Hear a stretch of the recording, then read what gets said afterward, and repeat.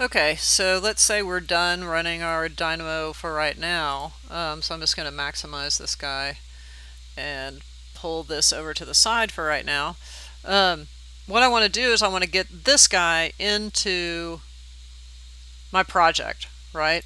So I have a hole here for it, so I've cut a hole and I kind of guessed on the dimensions, but whatever, we'll see how it works.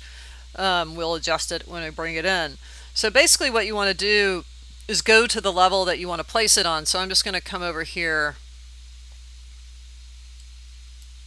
and go to my plan A2, right? And you'll be able to see there's that hole in the wall. You can kind of see that one below it, right? So just go to wherever you want to place it.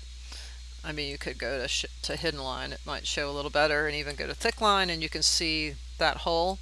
And then you want to go back to your wall family and you want to load that into project, right? So I'm just going to load this in, right? And it's going to come in. And if it's not the right way, you can hit the space bar if you want to flip it around. Just depends on which way you want this guy to be moving. And then you can kind of come in and place it. If you can get it exactly, that's great. If not, you know, and it's going to yell and say it only has mesh, and we don't care, but it's in there, right? So there it is. And it's not, maybe not the right size. Let's do a distance here. I can't remember how big that is. That's 20 feet.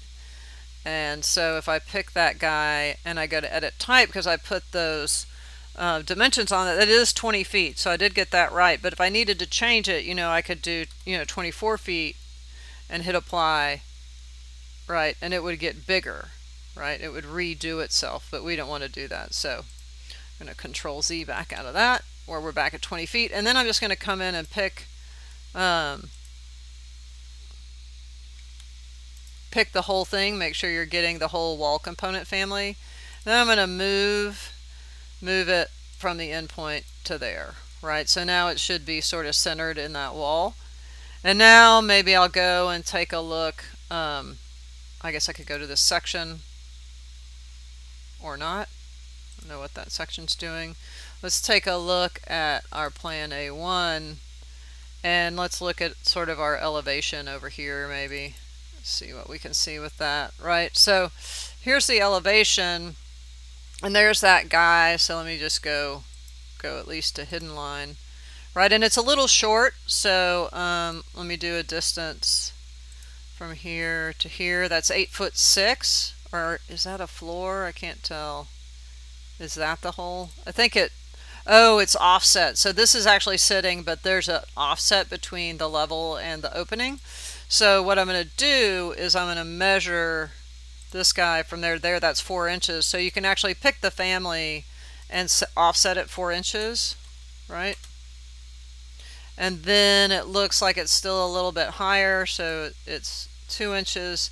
So then you can go in, and if you go to edit type, we'll just make this 8'2", right?